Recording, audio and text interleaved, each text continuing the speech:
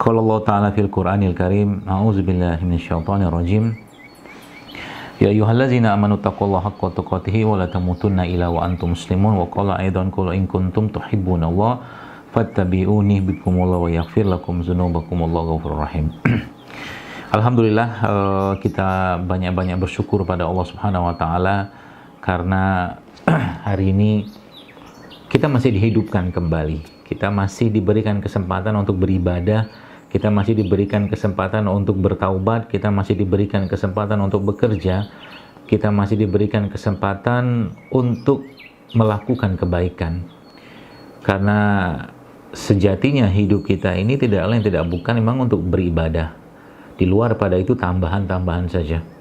Dan Allah sendiri sudah menyampaikan dalam Al-Quran, wa ma khalaqtul jinna wal insa illa liya'budun, bahwa kita diciptakan atau tidaklah kuciptakan manusia dan jin kecuali untuk menyembahku. Dan pesan ini sebenarnya menjadi sebuah pesan yang sangat penting dan tertinggi untuk kita semua, bahwa kebahagiaan seorang mukmin itu adalah ketaatan dia kepada Allah Azza wa Jalla. Jadi kalau ditanya kita tuh bahagianya karena apa? Bukan karena kita kerja di sini, beli ini, beli itu, punya pangkat ini, punya gelar ini, bukan. Tapi kebahagiaan seorang mukmin yang sejati adalah ketika dia bisa melakukan ketaatan pada Allah. Bagi saudara-saudara kita atau mungkin kita yang biasa atau mungkin katakanlah seorang mukmin yang biasanya sholat ke masjid ya, rutin di 5 waktu sholat dia datang untuk sholat berjamaah, kemudian dia bisa sholat dengan sempurna, dengan merapatkan shaf dan seterusnya, atau mungkin dia bisa mengikuti kajian-kajian yang sifatnya offline ya, yang biasa diikutinya. Maka ketika dalam kondisi seperti sekarang, kita tahu bahwa hal tersebut masih ya, atau masih dibatasi ya, karena keadaan seperti ini ala kulli hal. Jadi kerinduannya, kecintaannya, kebahagiaannya adalah ketika dia bisa melakukan ketaatan kepada Allah. Itu poinnya. Jadi kalau hari ini membahas ada kata-kata bahagia, ibu sehat, keluarga bahagia, maka nanti kita akan belajar, mudah-mudahan Allah mudahkan, bahwa sesungguhnya itu semua tidak lain tidak bukan akan kembali pada esensi dari agama kita ini sendiri. Sehingga nanti kalau sudah paham itu, maka insya Allah akan banyak sekali hal-hal yang bisa kita katakanlah kembangkanlah di rumah dalam rangka menuju kesehatan yang sejati. Dan kita bersyukur juga kita masih diberikan kesempatan oleh Allah Subhanahu wa taala untuk bisa bersolawat, untuk bisa menyanjung atau mungkin mengucapkan salam yang terbaik kita kepada manusia yang semua contoh dalam kehidupannya sebagai seorang manusia itu sudah sangat sempurna. Fisiknya, akhlaknya, nasabnya, contoh apapun. Mau bicara tentang seorang ayah, beliau adalah ayah yang terbaik. Mau bicara tentang seorang pimpinan negara atau pimpinan pemerintahan, beliau adalah pimpinan yang terbaik. Mau bicara apapun, semua ada pada beliau Shallallahu Alaihi Wasallam. Dan mudah-mudahan kita semua bisa terus mengikuti ya sunnah-sunnah dari baginda Nabi kita alaihi salatu wassalam. Baik, Gus sekalian, jazakumullah khair atas undangan dari Majelis Ta'lim Telkom Group ini dan bapak-bapak pimpinan yang Masya Allah, Alhamdulillah berkenan hadir juga dan membuka juga hari ini, yang saya tidak bisa sebutkan satu persatu, tapi tidak mengurangi rasa hormat saya kepada bapak-bapak para pimpinan Telkom yang tadi membawa atau mungkin memberikan sambutan. Barakallahu fikum. Semoga Allah berkahi bapak-bapak semua, dan semoga Allah berkahi juga bagi Anda yang bekerja di Telkom ini, dan mudah-mudahan menjadi perantara kebaikan bagi saudara-saudara kita yang lain. Baik, Bapak Ibu sekalian, bicara tentang kesehatan Islam ya, atau mungkin bagaimana tips-tips sehatnya Rasulullah SAW. Maka di mana-mana sering saya sampaikan bahwa Islam itu agama yang sangat-sangat sehat. Ya, Islam itu adalah agama yang sangat-sangat menjaga kesehatan. Semua yang diperintahkan Allah Azza wa Jalla dan dicontohkan oleh baginda Nabi SAW, semuanya pada dasarnya kalau kita lihat punya manfaat dari sisi kesehatan. Punya manfaat dari sisi kesehatan. Jadi kalau ini kita cermati baik-baik Bapak Ibu sekalian, maka sebenarnya nggak usah pusing-pusing gitu kan. Kayak sekarang menghadapi kondisi wabah seperti ini. Ya. Kondisi wabah seperti ini, apakah itu tidak pernah atau belum terjadi di masa dulu? Sudah pernah, kita sudah tahu bahwa ada riwayat seperti itu, di mana pernah terjadi wabah Taun Amwas ya, saat itu di Palestina ya, yang mana sahabat Rasulullah SAW yaitu Abu Ubaidah al-Jarrah radhiyallahu juga wafat dan syahid ya waktu itu. Jadi sejarah itu akan terus berulang. Ya, jadi kalau kita sudah memahami ini, maka sebenarnya nggak usah pusing-pusing banget gitu kan, nggak usah ribet-ribet banget ya, atau mungkin kita tetap waspada ya, tetap waspada mengikuti arahan-arahan yang ada. Tapi ingat, yang perlu kita Bapak Ibu perlu tekankan juga, di luar kita bicara tentang protokol yang dibuat oleh manusia siapapun lah itu, maka kita juga harus bicara tentang protokolnya Allah. Kita harus bicara juga tentang protokolnya Rasulullah yang sudah beliau contohkan. Ya, contoh misalkan begini. Kalau kita bicara tentang kesehatan ya, atau mungkin ya kesehatan secara umum, maka ada kalimat yang biasa saya ungkapkan bahwa sebenarnya syariat dalam Islam ini menyehatkan semua. Tapi kita tidak melakukan syariat atau kewajiban tersebut karena untuk sehat, bukan. Kita melakukannya karena ketaatan, kita melakukannya karena perintah atau kewajiban. Itu dulu. Ya, jadi pemahaman ini harus kita pegang baik-baik. Ya. Contoh mungkin di saat wabah seperti sekarang, kondisi seperti sekarang. Saya kira mungkin Bapak Ibu sekalian, jamaah sekalian pernah membaca tulisan dari seorang dokter paru, seingat saya, yang dia menjelaskan tentang dahsyatnya berwudu, itu kan menjaga kesehatan badan kita. Yang Nabi katakan itu ibarat kata wudu 5 kali sehari itu seperti orang datang ke sungai mandi bersih-bersih gitu kan.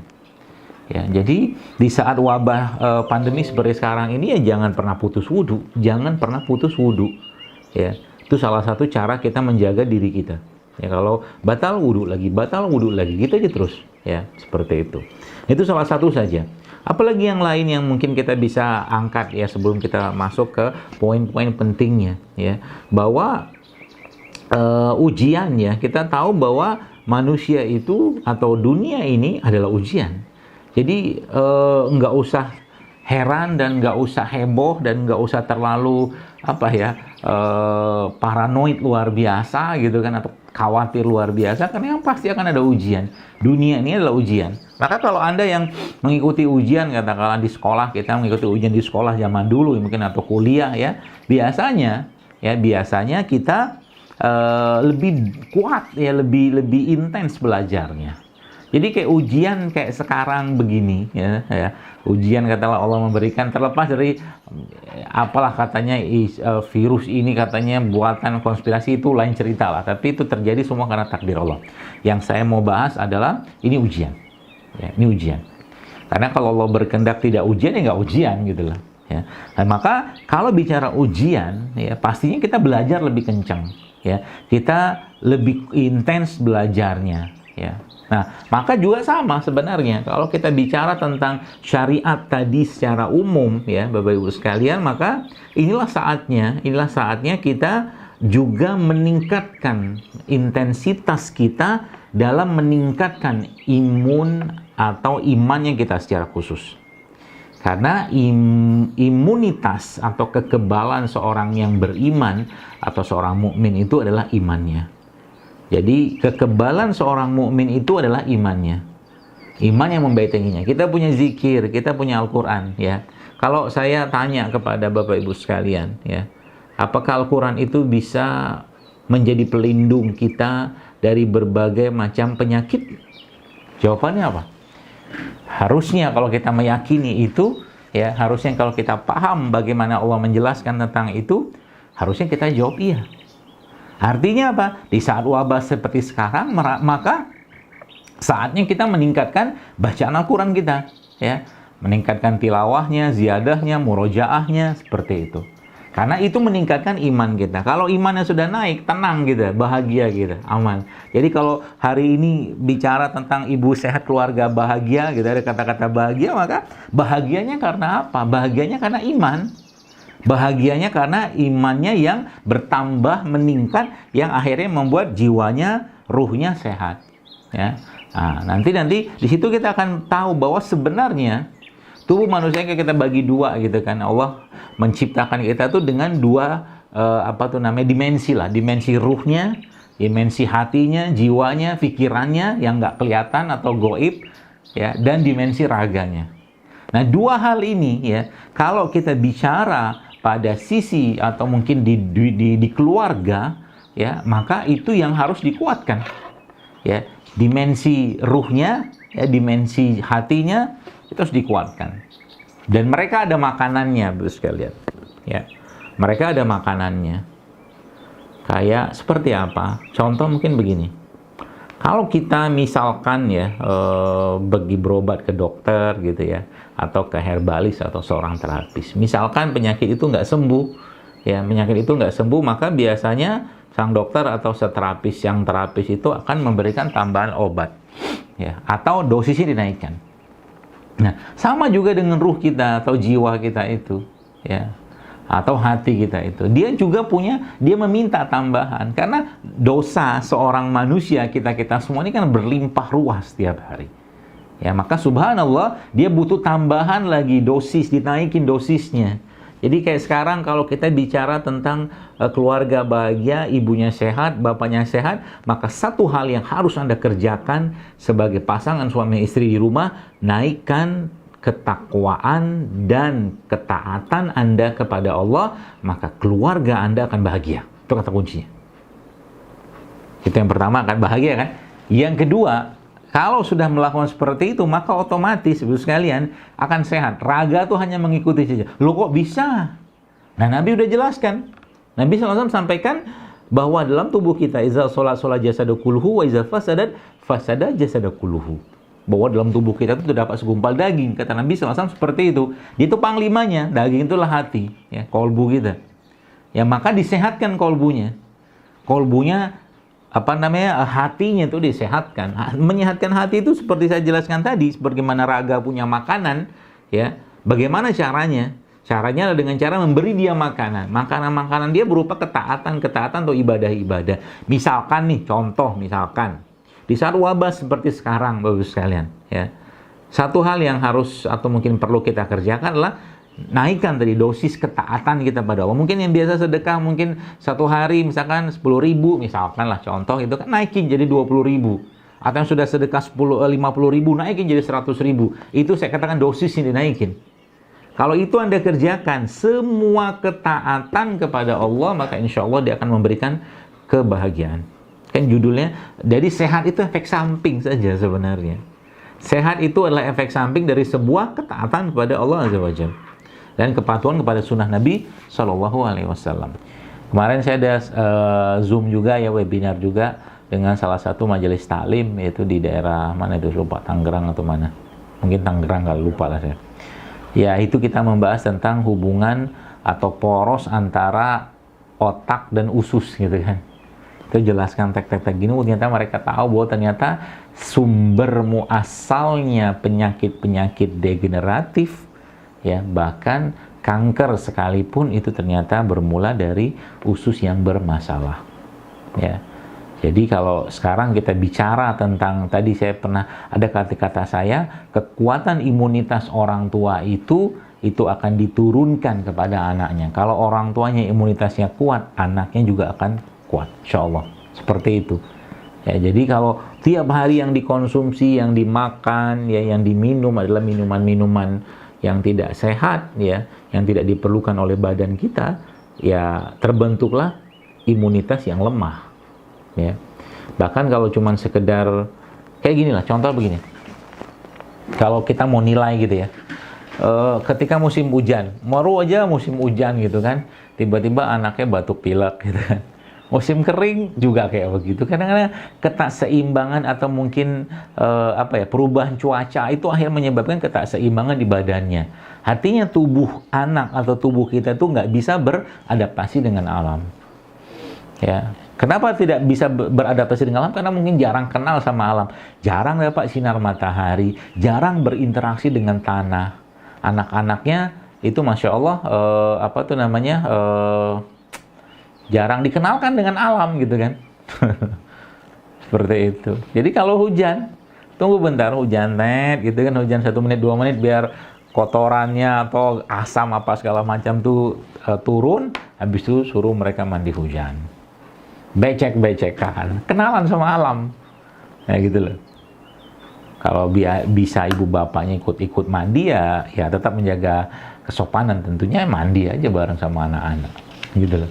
Asik kan jadi kan. Jadi akhirnya kita bahagia aja. Makanya hujan tuh coba lihat, hujan saja sekalian.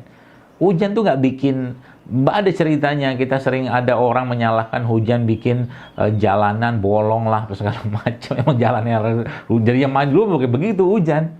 Jangan difitnah hujan. Ya, Masya Allah ya. Itu salah satu contoh saja.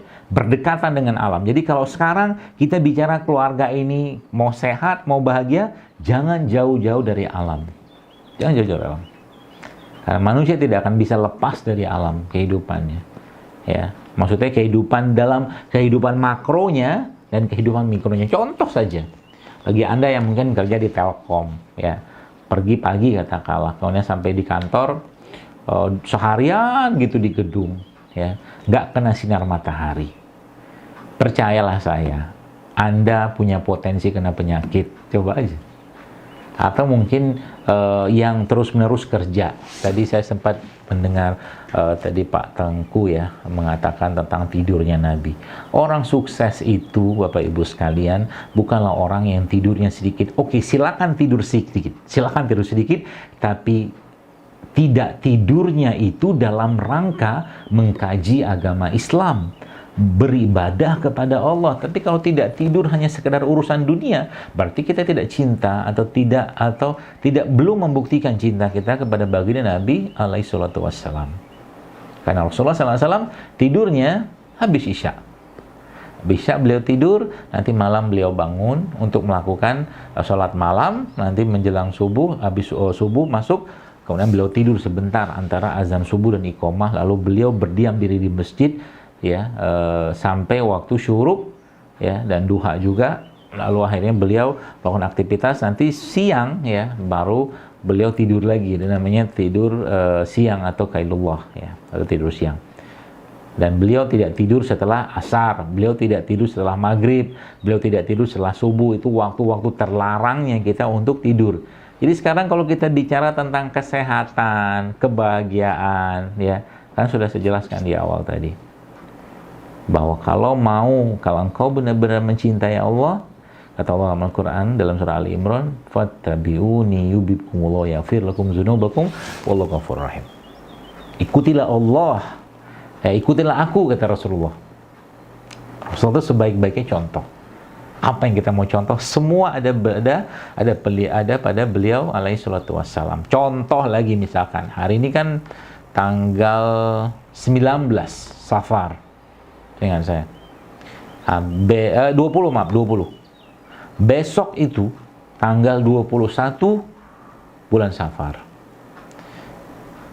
Nabi SAW menjelaskan dalam sebuah hadis bahwa berbekam pada tanggal 17 atau 19 atau 21 pada bulan Islam, maaf ya. Itu menyembuhkan penyakit, kata Rasulullah. Ya, subhanallah kan. Jadi protokol kesehatan lengkap, mulai dari ada puasa ya mulbitnya, ada puasa Senin Kamisnya, kemudian ada lagi berbekamnya ya, Masya Allah ya. Islam itu agama yang sangat-sangat detail, bahkan sangat-sangat sempurna dalam penjagaan kesehatan ya. Sholat yang saya tulis itu belum masuk lagi, kita belum bahas sholat asar, belum masuk sholat maghrib, isya, bahkan sholat malam. Itu kalau kita tahu bahwa sebenarnya waktu sholat saja, Bapak sekalian, kalau kita manfaatkan dengan baik, Masya Allah, dan sholat yang dikerjakan dengan mengikuti contoh Nabi SAW, maka subhanallah, harusnya kita menjadi mukmin yang sangat-sangat sehat. Harusnya. Ya, maka ajari juga anak-anak di rumah sholat. Ajari maksudnya ya gerakan-gerakannya, bacaannya semua ajarkan. Ya, sehingga nanti keluarga itu bahagia dengan iman yang baik dan betul, mengikuti apa yang sudah Allah firmankan dan dicontohkan bagi Nabi SAW, dan raga yang sehat ya, dengan buah-buahan. Nah, Indonesia ada rempah, rimpang segala macam gitu ya, bisa Anda manfaatkan. Dan semakin kita dekatkan mereka dengan ini, maka semakin terbentuk kebiasaan hidup sehat dalam tubuhnya atau dalam dirinya, dan itu akan menjadi gen, bagian dari gennya. Jadi Bapak sekalian, begitulah Islam mengajarkan. Dan saya melihat banyak sekali jamaah-jamaah juga yang mereka sudah mulai menerapkan pola-pola ini tuh, ternyata Masya Allah, penyakit mah jangan nggak usah diobatin. Kalau memang perlu diobatin, maka urgent ya, dia memang penting dan saat itu perlu diobati, obatin. Tapi kalau tidak, perbaiki saja pola makan, perbaiki pola tidur, ya, dia akan sembuh dengan sendirinya, insya Allah. Seperti itu. Riset saja, contoh kita bicara tidur saja. Ternyata ada riset, saya pernah baca satu penelitian bahwa ternyata orang-orang yang tidurnya itu di bawah berapa jam sih nggak saya itu ya. Pokoknya di bawah 6 jam atau 5 jam itu. Saya pernah posting juga waktu itu, ternyata itu potensi kankernya sangat besar. Ya, hanya tidur saja, melanggar sunatullah tidur. Ya, waktu tidur ya tidur, waktu kerja ya kerja, gitu lah, jangan kebalik. Ya, begitulah Islam mengajarkan. Saya kira mungkin cukup sedikit paparan saya ini. Saya akan kembalikan lagi pada moderator ya, mudah-mudahan apa yang saya sampaikan ini bisa diterapkan. Kalau mungkin Bapak Ibu mau baca-baca juga di Instagram sudah banyak saya tulis ya, termasuk juga di YouTube ya, YouTube Dr. Zailul Akbar Official yang Anda lihat ada watermark itu Bapak Ibu bisa lihat di situ. Dan kalau kita tahu bahwa negara kita ini darurat narkoba ya, saya sepertinya harus katakan kita juga darurat makanan. Maksudnya makanan-makanan yang tidak sehat, bahkan cenderung membuat perubahan perilaku. Jadi maka sekalian, jadi jaga diri kita, jaga keluarga kita ya, batasin, kalau perlu stop ya, anak-anak kita di rumah untuk tidak mengkonsumsi makanan-makanan yang nanti akan menjadikan gen mereka tuh gen-gen yang lemah, yang rapuh ya. Jangan cuma kita harus mulai berpikir bahwa tadi ya, kalau kita mewariskan peradaban yang kuat ya, maka makanan yang baik dan sehat, halalan toyiban itu juga harus menjadi prioritas kita. Karena kalau tidak, nanti ke depannya generasi-generasi kerupuk, generasi-generasi yang rapuh ya, fragile seperti itu, juga salah satunya karena makanan. Ya, ini yang kita kerjakan sekarang ini adalah makanannya. Ya, makanan ruh kita. Dia butuh makanan. Jiwa itu ya, dia butuh makanan. Kalau makan itu terus menerus ya, itu diberikan, maka dia akan tenang, damai dia. Ya. Lain cerita nanti kalau seorang yang tidak menjaga hatinya. Ya. Kita sering baca doa atau mungkin ayat dalam surat Al-Fajr.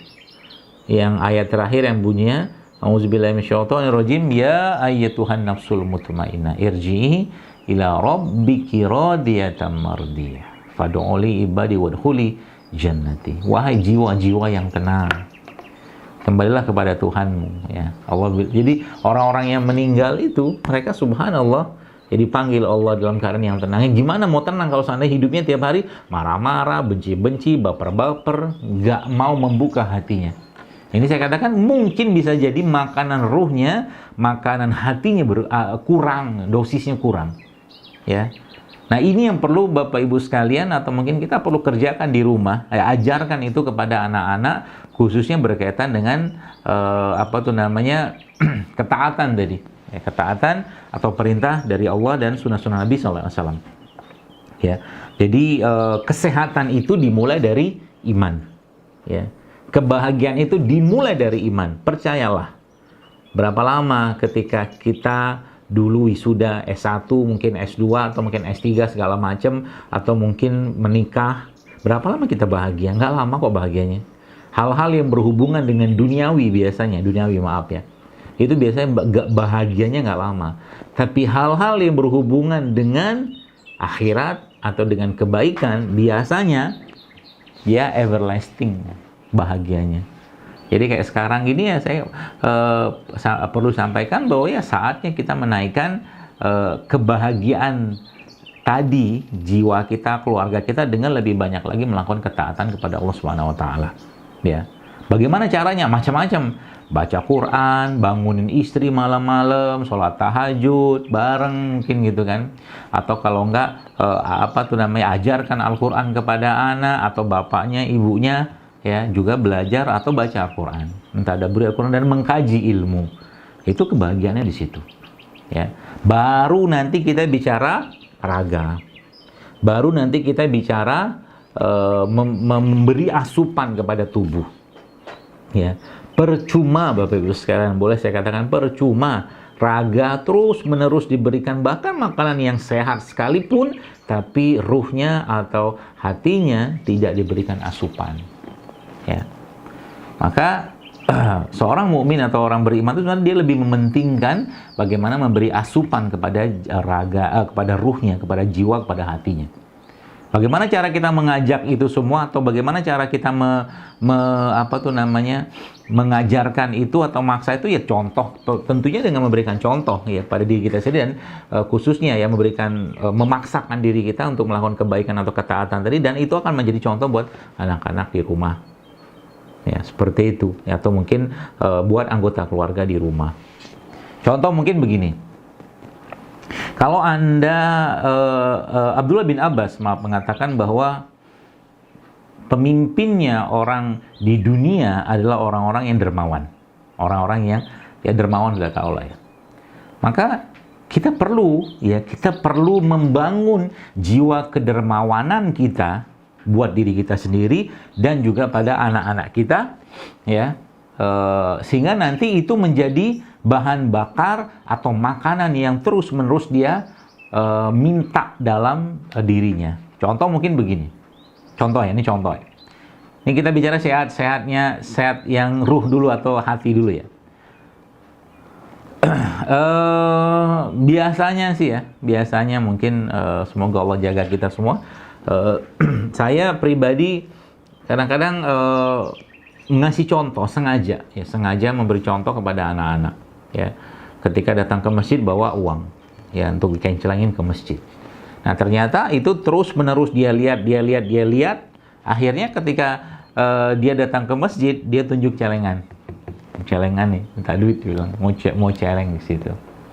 Itu salah satu caranya. Atau juga Bapak Ibu sekalian, Anda bisa mengajarkan, misalkan ada lagi jalan sama anak-anak, sama keluarga, suami atau istri gitu kan, tiba-tiba lihat ada orang susah gitu kan di pinggir jalan, mungkin yang sedang berhenti istirahat ya, lalu Anda ambil uang dalam jumlah yang mungkin nggak usah tanggung-tanggung, ambil aja semua. Kalau memang hati kita ikhlas, nggak ikhlas juga dipaksain juga, lalu berikan pada orang tadi dan anak kita yang memberikan. Itu cara untuk membuat mereka juga sehat hatinya. Ya, sebab kalau sudah muncul penyakit namanya bakhil atau pelit, itu penyakit, nggak sehat orangnya. Saya katakan tadi, raga itu hanya mengikuti jiwa atau ruh atau hati saja sebenarnya. Nah, sehingga nanti di sini kita akan dapatkan sebuah kesimpulan bahwa sebenarnya ketaatan yang sifatnya amal ibadah tadi itu sebenarnya dia juga menyehatkan secara fisik. Loh, kok bisa? Pernah sekalian disebutkan dalam sebuah kisah di Saudi ya. Ada ibu-ibu lah orang Saudi itu, dia mempekerjakan orang Indonesia. Ya. Kemudian saat itu dia agak heran karena si wanita itu yang bekerja di rumah dia, ya sekitar 2 jaman gitu dia bolak-balik ke kamar mandi. Akhirnya dia tanya ke wanita tadi, ya, apa yang kau kerjakan di kamar mandi? Ternyata si ibu ini, ya, ibu yang orang Indonesia yang kerja situ itu subhanallah, dan ternyata dia ke kamar mandi itu membuang air susunya karena ternyata dia punya bayi yang ditinggalkan, kemudian dia kerja di Saudi. Nah, sebelum kisah ini terjadi, saya flashback dulu. Ternyata ibu ini, orang Saudi ini, ya, wanita muslimah Saudi ini, ternyata dia kena kanker. Ya, kena kanker ini yang dokter mengatakan ini kankernya cukup berat gitu kan. Ya, dan seterusnya lah. Pokoknya penyakitnya berat. Ini kisah nyata, ya. Lalu akhirnya si wanita Saudi tadi, ya, pada saat dia tahu tentang wanita Indonesia yang kerja tadi itu ternyata apa yang dia kerjakan? Dia pulangkan wanita tadi. Ya. Lalu dia katakan nanti kamu kalau sudah selesai menyusui anakmu boleh pulang ke sini lagi. Selama kamu pulang ke Indonesia pun nanti saya akan kasih uang pesangon lah, ya, seperti itu. Dan subhanallah, akhirnya wanita Indonesia itu pulang dan wanita tadi membiayai lah gitu kan semuanya tadi, dan ternyata waktu dicek lagi tumornya atau kankernya itu ternyata sudah hilang. Ini saya katakan solusi langitnya itu yang bisa menjadi pilihan buat kita. Jadi kalau kita bicara tentang menyehatkan raga, kalau saya pribadi ya, kalau anak saya sakit atau siapapun keluarganya sakit, saya akan ambil atau cari dulu atau lakukan dulu ikhtiar langit, kalau bahasa saya gitu. Ikhtiar langit itu berupa apa? Ya sedekah, ya mungkin dalam bentuk uang, atau mungkin kita berwakaf, itu sedekah juga. Kemudian kita memberikan makan ya kepada orang-orang miskin, seterusnya. Banyak ya ikhtiar langit. Nah, ikhtiar langit ini langsung tidak langsung ya, sadar tidak sadar, dia akan menjadi wasilah kesehatan tubuh atau raga kita. Jadi ibu-ibu sekalian ya, bapak ibu sekalian, jangan pernah lupakan ikhtiar langit ini. Ya, gunakan metodenya. Jadi kayak sekarang contoh, ada apa dalam kasus corona atau keadaan pandemi seperti sekarang, apa ikhtiar langit yang kita bisa kerjakan? Oh, Allah udah jelaskan dalam Al-Quran. Kata Allah apa? Atau firman Allah apa? Ista'inu bisobri wassalah. Allah mengatakan, mintalah pertolongan kepadaku dengan sabar dan sholat. Ya, sabarlah melakukan ketaatan, dan sholat, kita tahu sholat, maka kita lakukan sholat sebanyak mungkin yang kita bisa kerjakan. Yang biasa duhanya cuma 2, naikin jadi 4, 6, 8, 12. Yang biasanya tahajudnya bolong-bolong, lakukan tahajud, karena tahajud pun ternyata by research ya, secara penelitian juga ternyata meningkatkan kekebalan tubuh kita. Jadi masya Allah, itu ikhtiar langit ya.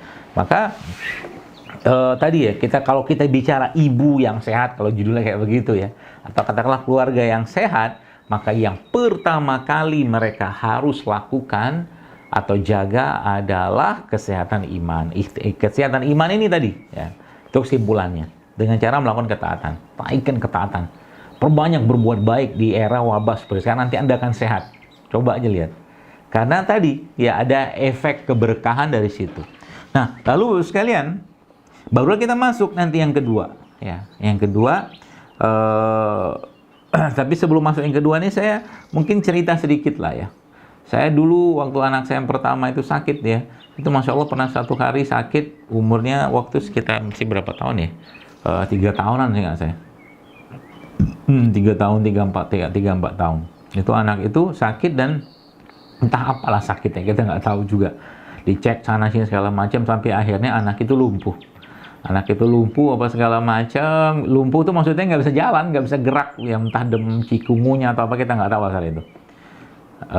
Akhirnya ya kita bersabar sajalah, sabar ya, tawakal ya kepada Allah, sambil terus ikhtiar ya, memberikan apa yang kita bisa lakukan pada anak ini, dan balik-baliknya sembuh sendiri itu gitu loh, subhanallah ya. Nah, itu kata kuncinya apa? Ya, jangan panik ya. Jadi kalau keluarga sakit, segala macam, ya mintalah pertolongan kepada Allah terlebih dahulu. Ya, mintalah pertolongan kepada Allah terlebih dahulu, dan perbanyaklah ikhtiar langitnya.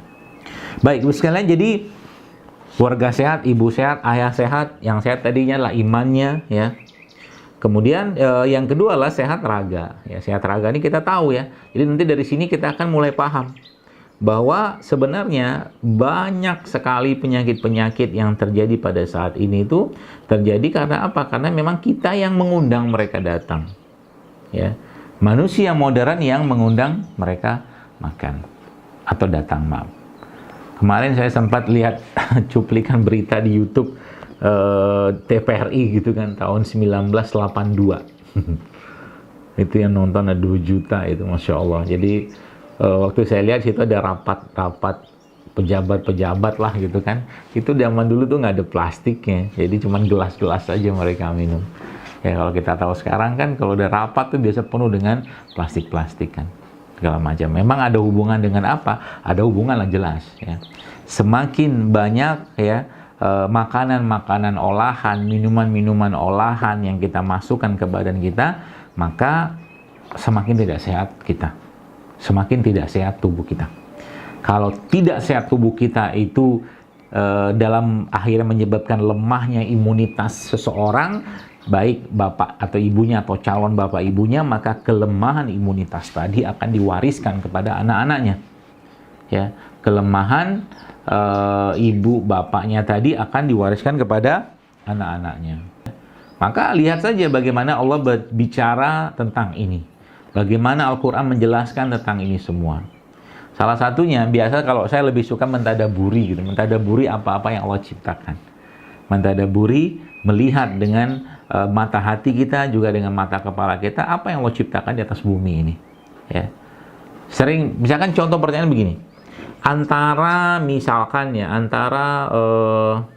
produk makanan yang berbasiskan hewan dengan produk makanan buat manusia yang berbasiskan pada non hewan atau nabati, kita lihat di bumi ini kita akan bisa ngelihat bahwa jauh lebih banyak produk-produk makanan yang berbasiskan nabati daripada yang hewani.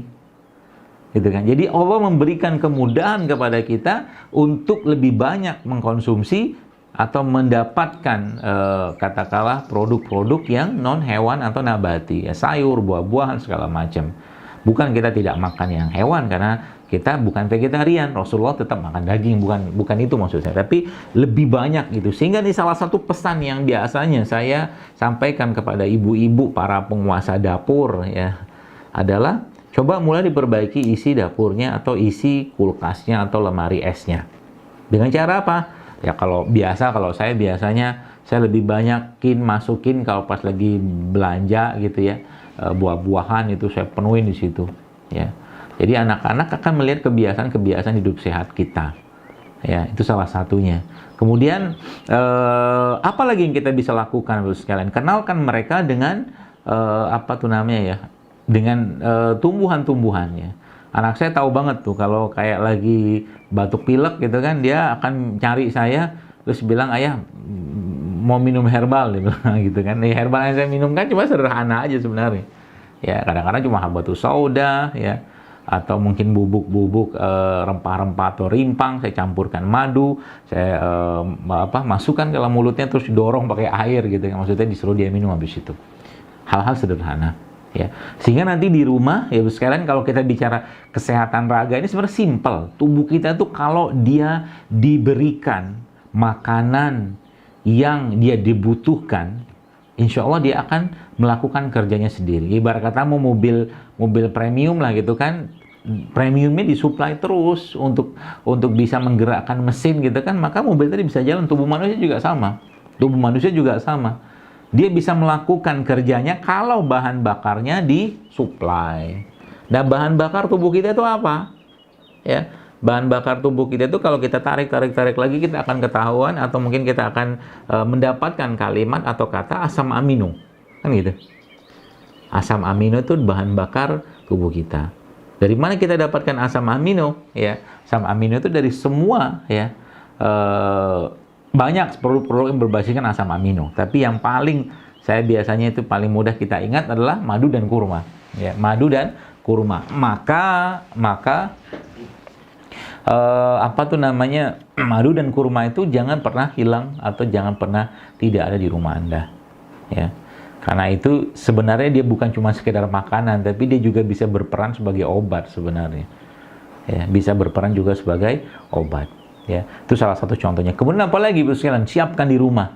Ya, kayak contoh mungkin salah satu yang saya biasa siapkan di rumah tuh ada minyak zaitun dalam bentuk kapsul atau mungkin habatus sauda ya.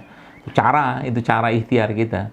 Pertanyaannya, apakah itu akan menjamin seseorang atau kita di rumah itu terus-menerus sehat? Ya jelas tidak lah, karena memang kalau sudah takdirnya sakit tetap sakit. Cuman kata Umar ya, hidup kita tuh pindah dari satu takdir ke takdir yang lain. Ya, bisa saja tetap kita kena sakit, tapi dengan ikhtiar tersebut ya kita minta kepada Allah agar dijauhkan dari penyakit-penyakit yang bermasalah. Kayak sekarang gitu kan, salah satu yang saya kerjakan, kalau Anda mau contoh silakan. Dan sudah pernah saya posting juga tuh sebenarnya di IG Instagram. Itu menguatkan sistem imun. Jadi kayak sekarang menghadapi COVID atau mungkin pandemi seperti sekarang ini, apa harus kita kerjakan? Udah kuatkan sistem imun aja. Pertanyaannya, sistem imun kita dikuatkan gimana? Kita harus tahu dulu di mana markasnya sistem imun kita. Oh ternyata by science ya, malah di ilmuwan-ilmuwan itu menyebutkan bahwa ternyata markasnya sistem imun kita itu ada pada perut atau pencernaan atau usus kita. 80-90% sel-sel imun kita dibuat di sana. Maka beri mereka makanan. Ya, makanannya seperti apa? Ya habatus sauda, ya madu, ya kurma, ya rempah, ya rimpang. Ya. Makanya biasa kalau saya salah satu ikhtiar saya yang saya kerjakan menghadapi keadaan seperti sekarang untuk lebih kuat imun saya gitu kan, ya saya ambil air putih gitu, kemudian saya masukkan madu, lalu saya campurkan tambahkan sedikit dengan probiotik ya, mungkin cairan-cairan probiotik tersebut seperti itu, lalu saya minum dengan habatus sauda. Jadi habatus sauda mungkin 3 atau 5 kapsul saya minum pakai air tadi ya. Dan itu saya kerjakan juga buat anak-anak di rumah ya, menghadapi keadaan seperti sekarang, sehingga nanti karena ngerti bahwa konsep imunitas itu dibangunnya dari perut atau pencernaan, maka berilah mereka makanan ya. Dan perut atau usus atau pencernaan kita itu memang ada makhluk-makhluk lain yang bersemayam dan hidup di sana ya. Maka ketika mereka diberikan makanan, mereka akan powerful luar biasa. Makanan mereka apa? Ya makanan mereka tuh ya, kalau mungkin bahasa sederhananya itu ya prebiotik ya, mungkin bahasa kita ya prebiotik. Makanan-makanan yang menjadi makanan buat makhluk-makhluk yang ada di sana. Prebiotik contohnya apa ya? Sayuran, buah-buahan, ya, rempah, rimpang, ya, sebagian besar itu adalah prebiotik, ya. Sebagian besar adalah prebiotik. Maka di saat wabah seperti sekarang ini, Bapak sekalian, atau kalau kita mau bicara tentang kesehatan keluarga, sayuran, buah-buahan, ya, makanan-makanan seperti itu tuh menjadi pilihan utama kita di keluarga. Jadi kenalkan anak-anak dengan buah-buahan, kenalkan anggota keluarga dengan buah-buahan, sehingga nanti mereka tiap hari itu minta buah, ya. Meminta buah-buahan kepada kita. Itu. Nah, kemudian yang kedua, sekalian, kalau kita bicara tentang tadi ya, menjaga kesehatan secara umum, maka kita perlu memberikan supply lagi ya, supply pasukan tambahan yang menguatkan sistem tubuh kita. Yang kita kenal dengan tadi probiotik. Tadi prebiotik, ini probiotik. Probiotik itu adalah makhluknya. Ya, makhluknya. Jadi subhanallah ya. Jadi kalau kita sudah memahami ini, maka sebenarnya gampang sekali sebenarnya, nggak usah terlalu panik. Saya pribadi ya, jujur ya, bukan saya tidak mengikuti aturan, tapi kalau saya untuk cuci tangan itu karena saya lebih memilih untuk mencuci tangan menggunakan bahan-bahan alami gitu loh. Bahan-bahan alami seperti ya mungkin cuka apel mungkin, atau cairan-cairan probiotik, atau mungkin cairan-cairan lain yang tidak akhirnya menyebabkan kuman-kuman. Kan ada kuman sini semua nih. Kalau kita terus-menerus cuci ya, sekali-sekali silakan, tapi terus-menerus ya, sehingga akhirnya tubuh kita itu over hygiene itu terlalu, higienitasnya keterlaluan, itu nggak bagus. Dan itu ada studinya, anak-anak di Harvard pernah dilakukan studi, saya pernah lihat videonya, itu ternyata yang over hygiene, yang terlalu bersih ya, itu ternyata nggak sehat. Kenapa? Karena dalam bagian tubuh kita ini ada kuman semua, ada kuman-kuman yang memang sudah diciptakan Allah untuk hidup di sana. Ya, jadi kalau kita terlalu berlebihan memusuhi mereka juga akan ibarat kata menyerang balik gitu kan. Ya. Jadi kalau sudah memahami ini, maka kita ambil celahnya di mana yang kita bisa kuatkan mereka, dan itulah dikenal sebagai probiotik ya, bakteri-bakteri yang nanti bisa meningkatkan sistem imun kita. Ya. Banyak sebenarnya ya jenis-jenis probiotik itu. Ya, kalau makanannya mungkin Bapak Ibu sudah tahu lah, Indonesia punya tempe, ada tape, ya, apalagi itu ya. Pokoknya makanan-makanan yang sifatnya difermentasikan, ya, menggunakan ragi. Ya, kalau mungkin luar negeri ada miso, ada kimchi, ada macam-macam tuh, ya, seperti itu. Jadi kalau sudah ngerti konsep ini, maka insya Allah akan mudah sekali kita menjaga kesehatan keluarga. Dan ternyata memang kalau tadi bicara tentang kebahagiaan, nah gitu kan, ada ibu sehat keluarga bahagia, bahwa ternyata 80% sistem atau mungkin hormon kebahagiaan kita itu memang dibuatnya di pencernaan. Ya, jadi kalau di usus kita itu tidak banyak asupan makanan kepada mereka, maka orangnya juga bisa akan bermasalah moodnya. Ya, baperan mungkin kalau bahasa kita zaman sekarang. Jadi Masya Allah sekalian, hal-hal seperti ini ya kalau kita fahami ya, kalau kita terapkan, sebenarnya sadar tidak sadar ya, sadar tidak sadar tubuh kita itu akan meningkatkan imunitasnya, apalagi ditambah dengan tidak mengkonsumsi yang tidak sehat atau tidak perlu buat tubuh kita ya. Contohnya apa? Ya misalkan tepung-tepungan, minyak-minyakan. Ya mungkin ibu-ibu perlu beralih juga di rumah ya untuk kalau memang pengen tetap goreng-goreng gitu ya. Kan sekarang sudah banyak tuh yang jual minyak kelapa ya, minyak kelapa gorengnya, coconut cooking oil gitu seingat saya. Ya atau mungkin kalau memang sukanya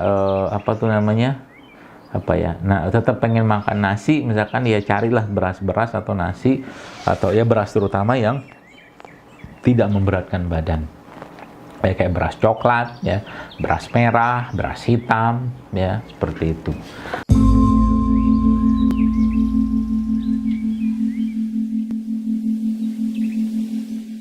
Jadi pertanyaan seperti ini pun pernah ditanyakan kepada Rasulullah SAW. Ya, sahabat-sahabat juga seperti itu. Dan Nabi jelaskan bahwa memang al-iman yazid wa yanfus. Kata Nabi SAW bahwa iman itu naik turun. Naiknya iman karena ketaatan, karena ketakwaan. Ya.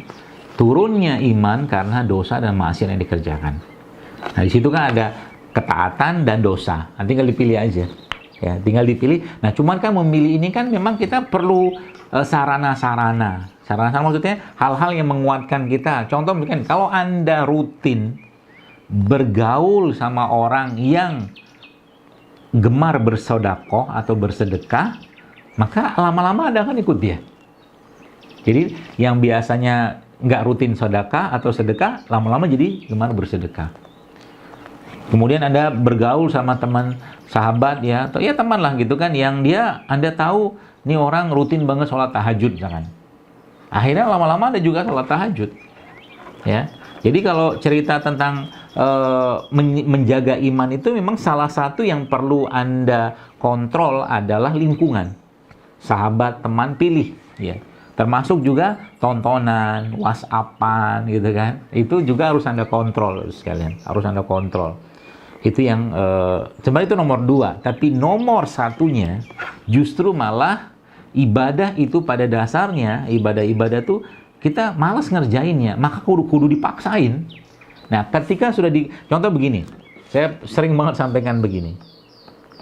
Sholat tahajud itu bagus nggak? Bagus sekali, faedahnya luar biasa. Bikin pinter, bikin cerdas, bikin hidupnya penuh kemuliaan, segala macam kebaikan dari sholat tahajud. Tapi masalahnya kalau nggak dipaksain seseorang itu untuk tahajud, maka sampai mati pun dia tidak akan tahajud. Artinya apa? Ada kata-kata dipaksa di situ. Ya, kalau nggak dipaksain nggak bakal bisa. Ibadah itu ya ada sisi-sisi atau waktu-waktu memang Anda harus paksain, dilawan itu perasaan. Nah, memang melawan ini semua dengan cara apa? Ya meningkatkan iman. Oh, caranya gimana lagi?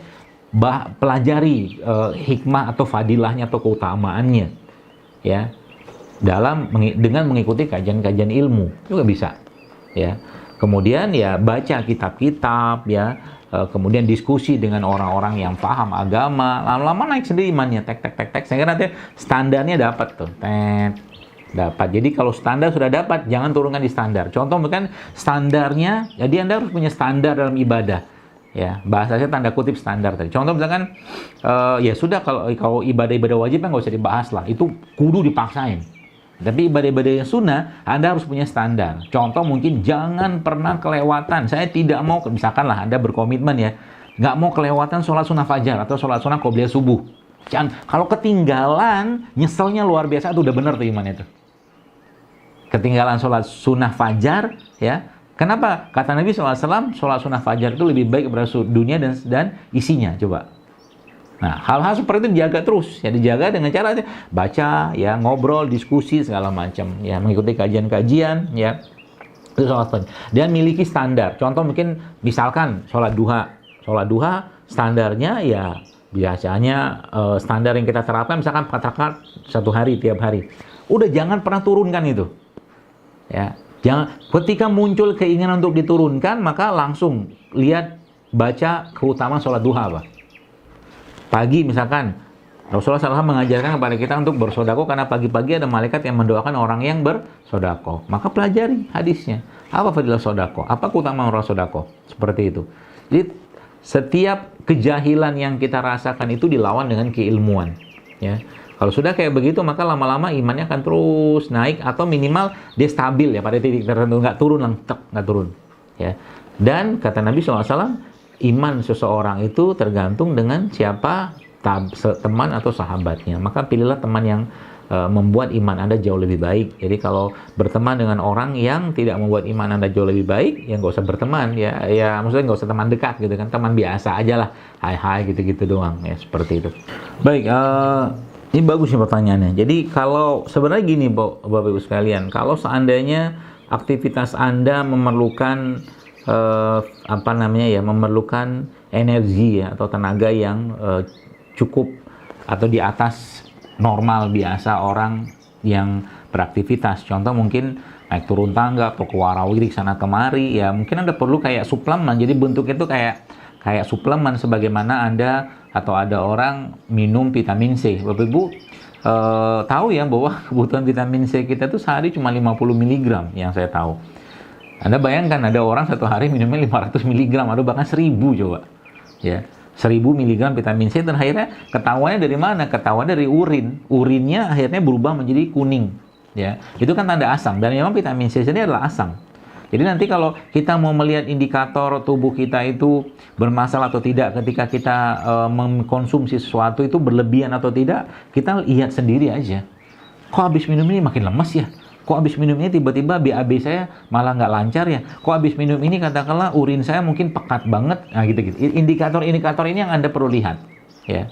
Jadi kalau misalkan indikator itu fine-fine saja, mungkin urinnya lancar-lancar saja, BAB-nya lancar-lancar dan tubuh tidak merasakan apapun ya, sebenarnya nggak masalah karena toh yang kita minum itu juga nggak banyak-banyak. Anda kalau minum medang atau mungkin jeruknya paling 1 biji atau 2, ya paling banyak 2 lah. Atau mungkin kadang-kadang setengah udah cukup, prosin dapat airnya, kasih air hangat, kasih madu ya, nggak masalah ya. Asal tidak berlebihan ya. Kata kuncinya nggak berlebihan. Kalau minum wedang kunyit juga atau wedang jahe, ya jahe paling satu jari gitu kan kadang kan. Tapi ingat Bu sekalian, Anda kalau minum minuman seperti itu ya juga perlu naikkan konsumsi air putihnya. Ya karena bahan-bahan yang ada pada bahan-bahan yang ada pada itu tadi ya, produk-produk tadi itu dia memerlukan air untuk dialirkan katalah ya. Maksudnya itu air itu pelarutnya. Jadi memang harus ekstra nambah minum air putihnya. Jadi air putih harus jauh lebih banyak sebenarnya daripada minum-minum yang tadi ya. Karena kalau air putih nggak banyak juga berat bagi tubuh kita akan mencernanya. Itu yang saya pahami. Wallahu taala alam. Dari mana apanya? Maksudnya keterangan yang ditulis saya atau mungkin keterangan tentang khasiat ini? Kalau keterangan yang saya tulis biasanya ada di postingan saya, tapi kalau mau baca, saya kira mungkin sekarang sangat banyak informasi tentang manfaat dari ya rempah-rempah, rimpang-rimpang tadi yang Bapak Ibu bisa akses ya, seperti itu ya, dan bahkan bentuk-bentuk resepnya juga ada ya, saya ada share sebagian, ada juga dirapikan oleh beberapa ibu-ibu yang mengikuti saya gitu kan. Mungkin itu atau mungkin ada maksud lain dari pertanyaan ini, saya nggak tahu nih. Iya, jadi tadi banyak yang nanya kalau sakit ini obatnya apa, herbalnya? Ya yang jelas sih harus rajin-rajin ya. Kalau saya jawab yang jelas begini, setiap Zoom seperti ini saya tidak heran yang bertanya tuh banyak yang minta ampun dan kita harus stop ya. Cuman nggak usah khawatir sekalian, di postingan saya tuh udah banyak banget ya, asal mau rajin aja baca dan tidak akan menyesal kita kalau kita meluangkan waktu untuk membaca ya. Karena di sana baik itu di Instagram atau di YouTube itu sangat banyak ya hal-hal yang dengan mudah Bapak Ibu bisa akses ya. Ya kayak tadi mungkin ada yang nanya, kayak seperti tadi pertanyaan tentang gatal ya, itu udah lama saya tulis itu tentang resep buat gatal, itu hashtag atau tagarnya tuh anti gatal JSR, itu udah lama banget. Nah, silakan nanti bisa diakses. Maksud juga saya lihat ada baca itu ada beberapa ada yang ngirim itu beberapa ibu-ibu yang ngerapikan tulisan saya. Ya, kayak Ibu Rosalina, beliau ini warga Indonesia yang tinggal di Korea. Ada Bu Sulistiawati _05 itu tinggalnya di Inggris gitu kan. Jadi Masya Allah, mereka mengembangkan atau menyampaikan ini kan tidak ada suruhan dari saya, karena suka aja, karena kebahagiaan juga ketika melihat orang sehat ya. Itu mungkin yang saya bisa infokan. Ya, ini juga sudah sering sekali ditanyakan dan dibahas ya. Bagus mana habal soda, minyak sama kapsul. Kalau saya jawab dua-duanya bagus aja sih. Namun ya biasanya habatus sauda minyak itu kerjanya lebih cepat ya. Kenapa lebih cepat? Karena dia sudah dibuang ya selulosnya ya. Selulosnya itu maksudnya kulit-kulit yang ada pada itu tuh diekstrak. Jadi misalkan Ibu bayangkan 1 kilogram habatus sauda itu hanya bisa jadi minyak tuh 20%-nya lah. Ya. Jadi itu pekatnya kayak begitu. Jadi kalau Anda mau yang onsetnya cepat ya, memang silakan minum yang habatus sauda yang cair ya, yang minyak ya. Tapi kalau saya pribadi ya, kalau saya lebih suka yang bubuk ya. Karena kenapa saya lebih suka bubuk ya, senang aja kebiasaan saya seperti jadi. Cuman memang habatus sauda bubuk ini kandungannya kecil sekali. Jadi saya sekali minum ya itu bisa 5, bisa 7 ya. Badan juga emang pengaruh ya. Jadi kalau satu tuh nyumbang lewat doang mungkin, karena emang kandungannya sedikit ya pada habatus sauda yang bubuk ya. Dan memang karena kan kalau pati itu untuk sari ya. Sarinya kalau habatus sauda yang cair itu kan atau minyak itu emang lebih kuat kerjanya. Jadi makanya kalau yang minum itu kadang-kadang agak panas ya, atau mungkin agak bau-bau minyak tadi itu yang nggak kuat, itu mungkin lebih saya sarankan minum yang serbuk ya itu.